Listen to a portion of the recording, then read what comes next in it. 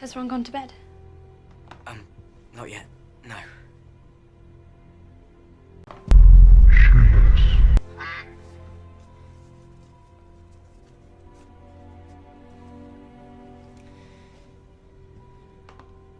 Merry Christmas, Harry.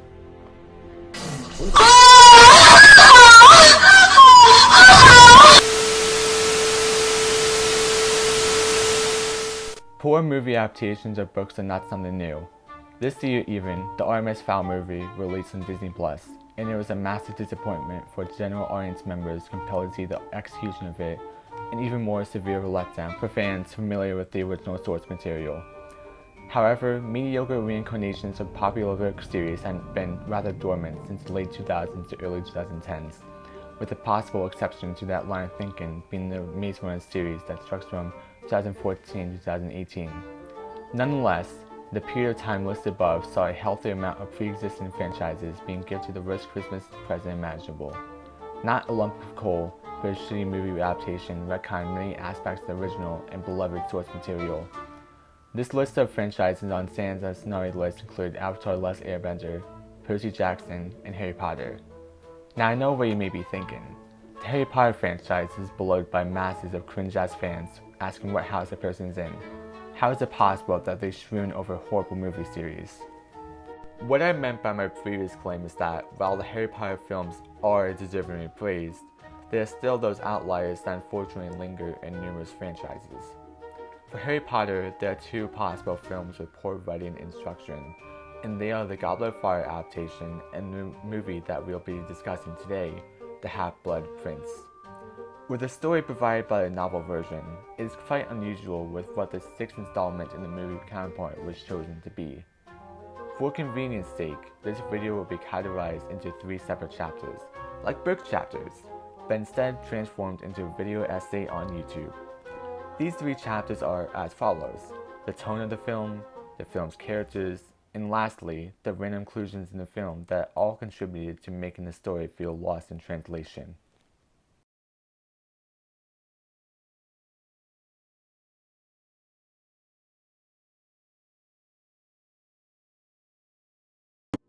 For a story sometimes terrifyingly grim at points, the Half-Blood Prince film incarnation has a tendency to really suffer and lack in a delivery of serious and even downright interesting developments for that matter. The Half-Blood Prince's story from top to bottom in the books is dark and gritty. These are just a few examples, but just for example's sake, let's look at a few. At the start of the book, Horace Slughorn has to travel from country to country for sheer prevention of being recruited for the Death Eater's cause. And that same man blocks his own memory for the sake of protecting his image, as well as not revealing that he could have contributed to the creation of Voldemort. In addition, Harry quite possibly experiences his lowest of lows in the entire series in Half-Blood Prince. He witnessed firsthand the murder of not only a man who he admired, but someone believed to have been a beacon of hope for such a large chunk of the resident community. Not only that, but Harry found out only a chapter afterwards that the Half-Blood Prince, the mysterious figure giving advice to Harry throughout the school year, was the man who murdered his mentor figure. This is very dark stuff, very dark indeed. All these events could have had so much gravitas in the film if director David Yates wasn't so keen on making the film Comedy. Raised the prospect of doing Half-Blood Prince. The big question to me was, could I do comedy?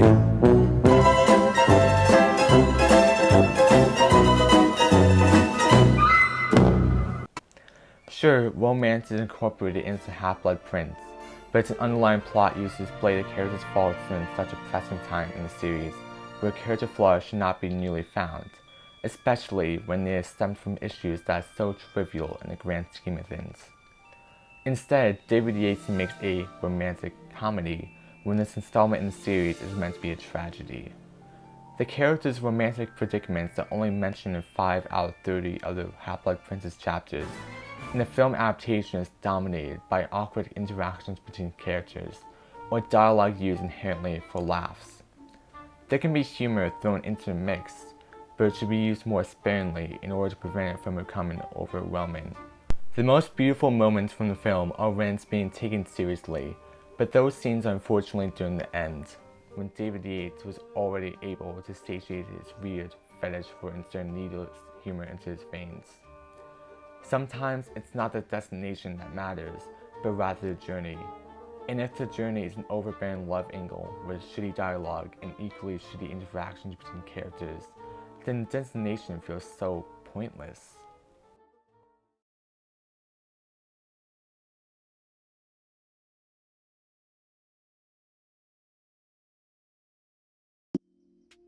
I'm going to start off this section of the video by being quite blunt.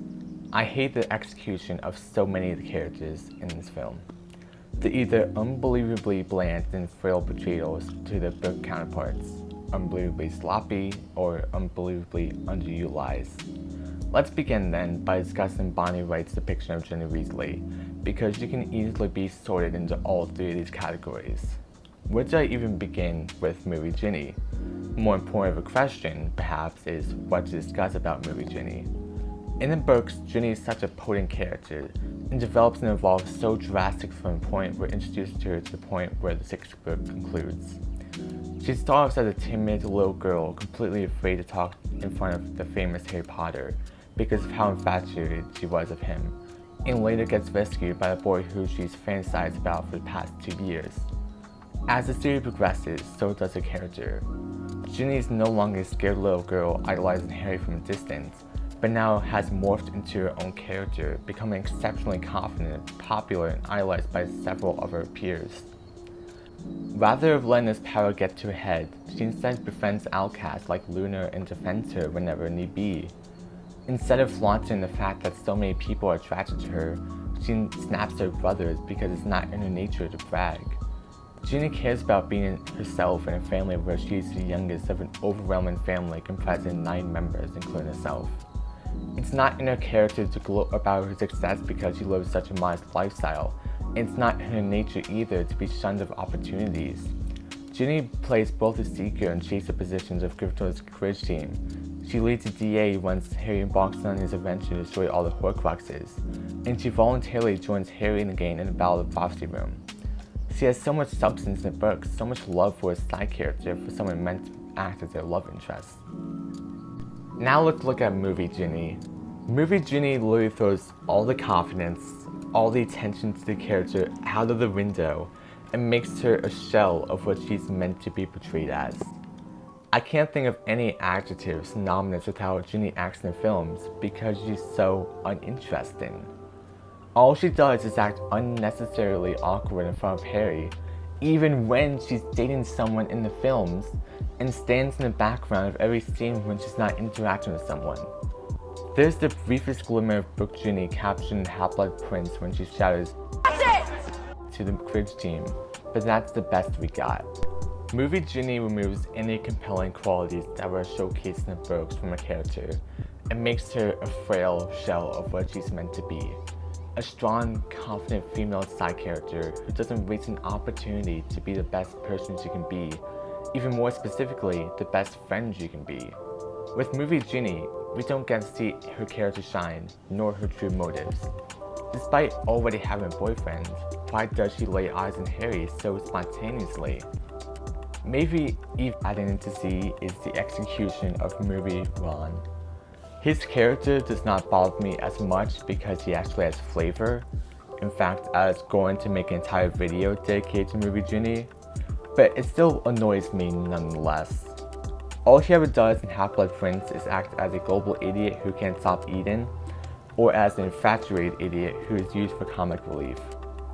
Book Ron may be ignorant at times, but the whole point of his character is to be the loyal best friend to Harry who can be deceptively clever at times.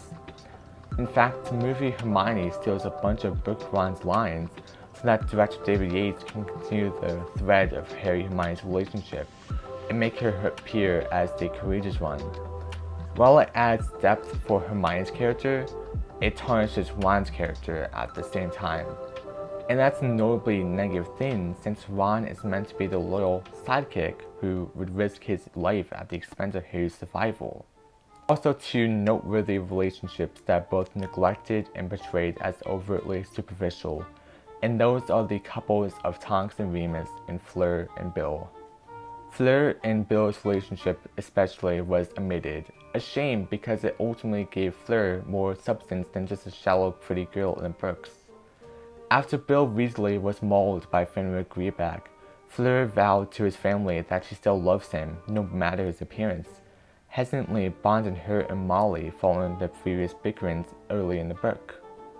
Instead, that's explained in one line during the start of the Deathly Hallows Part 1, preventing a great interaction between two characters rarely seen in the movies at all. In addition, Remus and Tonks' relationship is just there, giving no closure to how they started dating, nor does it explain the tribulations that happened because of Tonks' desire to date Remus. Tonks' hair color changed to a much duller color than what she is known for, plus her patronus changed, representing that she was falling for Remus. Looking at Remus' perspective, he didn't want to date Tonks because of him being a werewolf, plus being objectively too old for her. In fact, it's Fenrir's attack on Bill that really cemented the relationship. Again, nothing is explained, and we're left with two uninteresting relationships, swimming in an uninteresting fishbowl.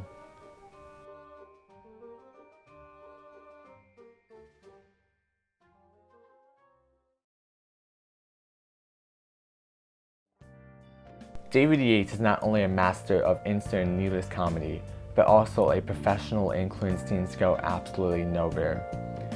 There's two that sprout to mind for me, and those are the burrow scene and the sequence in Slughorn's office after Ron eats a box of chocolates.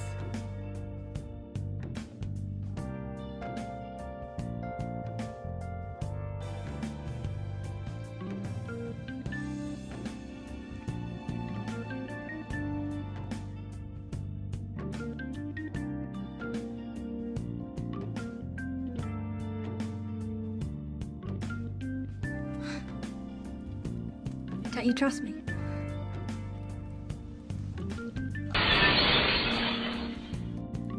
The burrow scene perfectly exemplifies a sequence in the movie that is there for filler, and filler alone. These two scenes are in the same sequence. We got awkward interactions between Ginny and Harry, and the former's house being burnt to a crisp subsequently after. What's even funnier is the fact that this wasn't in the book at all. Speaking of almost definitely going nowhere far, the destruction of the Weasley's home is never mentioned again following that scene, and the burrow is always fixed by the events of Deathly Hallows Part 1. What's even worse is how the subsequent scene is yet more of the childish romance that plagues the film. There's no indication from Ron that he's upset about witnessing his house being burnt down, nor does Ginny feel any sentimental loss as well. The inclusion of this sequence in the film was clearly there for regressing Harry and Ginny's contrived relationship, and just throwing stakes that were neglected at that point, and neither felt rewarding or necessary for the thickening of the plot. Ginny and Harry's relationship is even more upsetting to witness in comparison to the book's counterpart. In the book, Harry and Ginny continue their growing relationship, and Harry realizes soon afterwards that he's jealous that Ginny was dating Dean Thomas at the time, and ultimately, upset that she can't be his. This was a slow, much more delicate build than in the films, since Harry spent a majority of this book trying to convince himself that he didn't have a crush on Ginny, rather he was feeling protective over her. She was Ron's sister after all, and he couldn't betray his trust by pursuing his sister. Eventually, Harry can't convince himself to lie about how he feels about Ginny and kisses her in front of Ron, who nods approvingly, understanding that this is what his best friend wanted, and he had to respect his judgment. Again, the relationship between Ginny and Harry is filled with a plethora of awkward sequences in the film adaptation, and Ron says that he supports the couple with just one line near the end. No builds, no mental tribulations, nothing. Again, this is an issue when Ron gets poisoned in Slughorn's office. No builds, no mental tribulations, and no stakes because it's all ruined by throwing humor afterwards. Instead of Ron being shown to have survived the poisoning in Slughorn's office, the film should have transitioned right to the hospital after he was saved, creating the right amount of tension and suspense.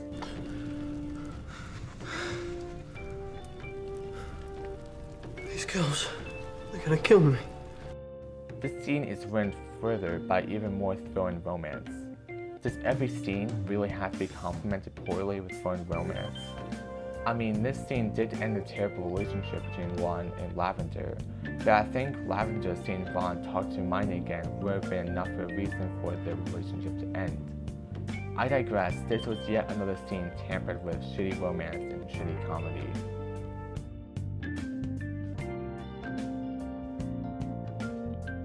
The film adaptation of Harry Potter and the Half-Blood Prince is lost in translation because it strives to be something it's not intended to be, and that is a romantic comedy.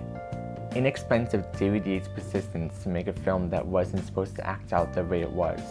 We got unnecessary instances of humor, shallow and uninteresting characters, and an overbearing amount of awkward romantic interactions. Now that I'm officially 2,500 words into the script, I think I made it quite clear that I think that this is the worst Harry Potter film. The series as a whole is definitely magical, but that doesn't mean that there can't be hitches along the way. As I've said previously, sometimes it's the journey that matters, not the destination. The destination of this film was done beautifully at key moments. But with such a disappointing journey, the destination doesn't make it feel beautiful, it makes it feel unremarkable.